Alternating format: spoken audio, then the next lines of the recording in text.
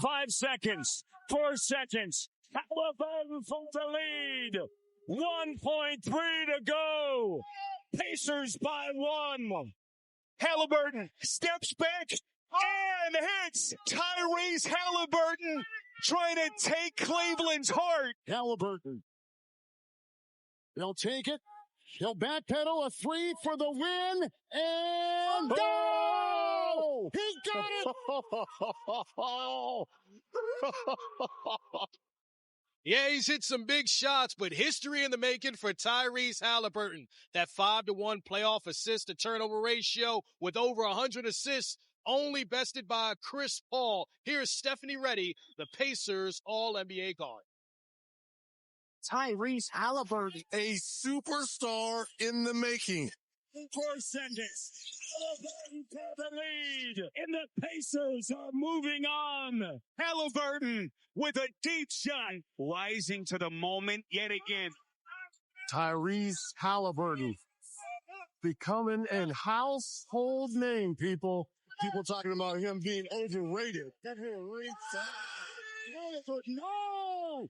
Tyrese Haliburton is gone mad. A clinic here. We're going to the NBA Finals. Coach Carlisle has entrusted you to be the engine, the spark plug for this offense. How is that responsibility for you? It's a lot of fun. I enjoy it. I think that my whole life, being the point guard, that's kind of your job, is to be the engine to start things up. When I got traded here, I was so excited to play for Coach Carlisle because of his historic resume. He is a champion. And so you really respect that. And we all are chasing to get to where he is. We all want to be a champion. We understand he's a basketball savant. Coach Carlisle telling us that Haliburton is such a unique star, always positive and upbeat, but more importantly, always empowering his teammates. The freedom that he's given me over the last 3 years has been amazing. Haliburton 3! Igniting this Pacer fan base. You all have had doubters all season. Some of those doubters were your own peers. You were voted overrated. I'm like whispering that word. Yeah. How has that motivated you? Yeah, I think it's, we use all external motivation. It all helps. I take that as an indictment against me as a player, but I think our whole group did. And I think that's the cool part, how close we are, is that, when people are calling me overrated, my teammates are looking at me like, hey, that's our guy. And I think we all just kind of rallied around that. I think it's the external motivation we needed at the right time. Picks up the steal in the finish. Credit them for the improvement defensively. We've also talked about the defense for this Pacers team. Walk me through that journey, that progression and that connectivity that you guys have now. Our defense has been a work in progress, right? Like last year we scored so many points and we didn't really guard anybody. Coming into this year, the big thing we talked about was just we need full buy-in from our whole group. And honestly, defensively, Andrew and Aaron and Miles kind of kickstart what we do defensively. And for me, I knew that I would just have to take another step there for us to be better. I was just thankful for those guys for believing in me, because I know that with me doing that and kind of just joining what our group is already doing, that'll make us a lot better. So I think those guys really kickstarted. Haliburton weaving, driving, scoring.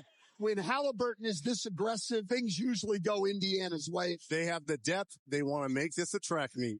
This pace is relentless. With a win and a berth in the finals, and they'll take on the Oklahoma City Thunder. Okay, now you're starting this series. How do you play at that high pace against a team that also likes to play at a high pace and not make mistakes? Experience helps, right? Like we've been playing this way for a long time now. There's good games and bad games as far as taking care of the ball, but I think just being who we are is the most important thing. I think it's going to be fun because they want to play fast. We want to play fast. I think that'll call for an exciting battle, and I'm excited to compete against this group. Tyrese Haliburton, his new signature shoe from Puma to Holly Ones. And as 3D says, welcome to Hollyverse. But here's the deal, Zeke. We know how great Tyrese Haliburton has been in the postseason, how well he took care of the ball in the regular season. But against the Oklahoma City Thunder, they have a formula that has limited his production. What have you seen in those two regular season matchups and how they limited his shot attempts and his assists? Well, we'll show you here on film, but I would throw all that out the window because he's playing a different kind of basketball right now. I mean, his game is controlled tempo, and the more you make him a passer, the better it is for Indiana. What they did in the regular season, they took his scoring opportunities away by picking him up full court and also making it difficult for him, to score. But what he likes to do is that he likes to pass. And as you can see, OKC, because they clog the paint and then they're quick enough to get out, help, and recover. Your defense is only as good as your weak side can help and recover. And OKC is a master at weak side defense, helping him recover. We see here, he likes to play out on the perimeter. And this is not a bad shot for him. That's a makeable shot. But against OKC, he missed that night. Don't count on him missing these type of shots tonight or during this series. We got to step up, side pick and roll. He gets to the basket. Once he's getting to the basket and down the lane, even though we're showing misses right here in this film, I mean, these are good shots for Haliburton. These are the type of shots that he wants to take. These are the type of shots that they normally get in their offense. So while OKC did a good job in the regular season, don't count on that during the playoffs, because what he really likes to do is get the others involved. And if he has to score, then he will. And he used the term external motivation. Let's see if he will use this as external motivation. Because as players, we all know who think that they can stop us. You stop me in the regular season, but this is a different ballgame. Like Kenny said, everybody's here. This is the finals. Oh, you talk about you can stop me? Kenny and them asking questions about you stopping me? I'm going to use that as an external motivation. So I'm looking forward to him stepping up to the challenge. And Kenny, when I see that, I'm watched Zeke break it down, and I'm like, hold on. It was Lou Dort, then it was Cason Wallace, and then it was J-Dub. Like, different guys that the Thunder can send at a guy like Tyrese Haliburton. How difficult is that to deal with if you're Indiana? Well, I'm not a football guy, but I would imagine that a football coach would tell a running back, you can't have the first guy tackle you. And so with Haliburton, the physicality, he cannot let the first line of defense slow him down. If he allows that to happen and let that physicality and let the Dort and then let the Jay Wills and all of those guys put bodies on him and slow him down on the first attack, they're not going to have their running game, so to speak. And so he has to break through. His slight build has to go through the contact and that initial physicality. If he does that, no problem. But if he succumbs to that and slows down, they're going to have a big problem. And to all the guards out there, this is a lesson. Isaiah, back me up if you think I'm correct. In order to step away from these guys playing physical defense, you have to be super aggressive. Yes. You cannot back down. If you back down, you let them win. Just be super aggressive. Try to get them in foul trouble and get them out the game, because once you get 1 or 2 fouls, then it opens up for you. I agree with you. And he has been a master at it. You got to remember, right? They knock off Cleveland, right? And then they knock off Milwaukee. And then they knock off New York. And everyone has come with the same strategy. We're going to rough Haliburton up. Well, they used to do that to Reggie Miller because he was thin, skinny.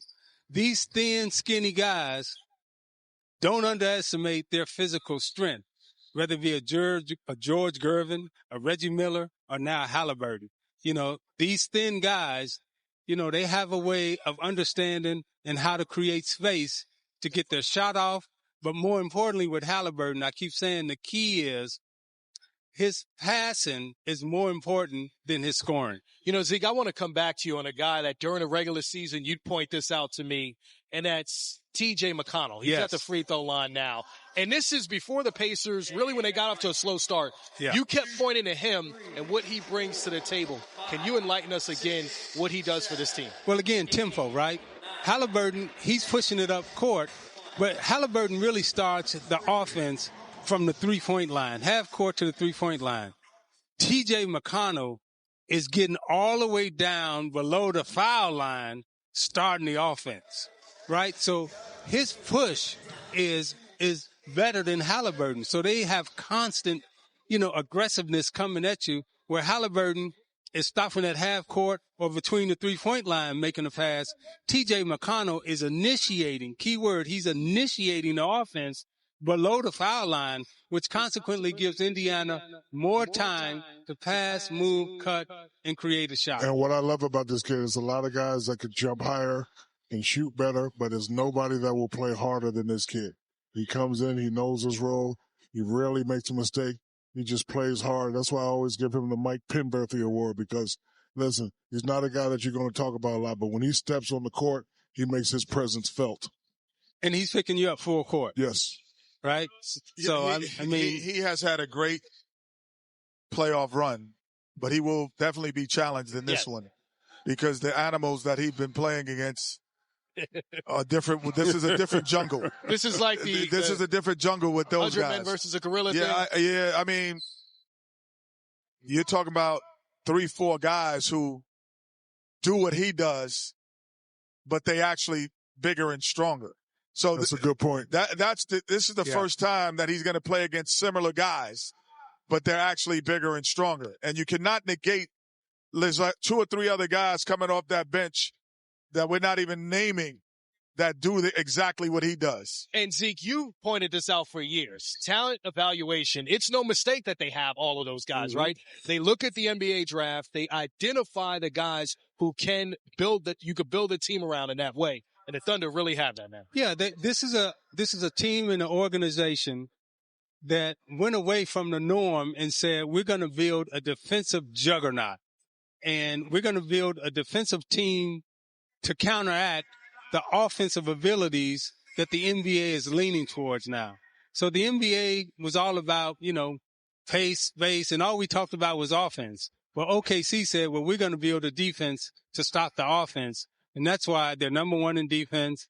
And because they create turnovers, they can get out into the open court, get layups. And when you got a good defense, right? I'm going to steal this from Candace Parker. She said, Pat Summitt said this, offense sells tickets, defense wins championships. And that's what OKC has built. Defense wins championships. The Thunder, the Pacers, both looking to win the first championship in their franchise's history. Well, Cason Wallace, one of the young players, step up in a big way. NBA Finals coming your way here today.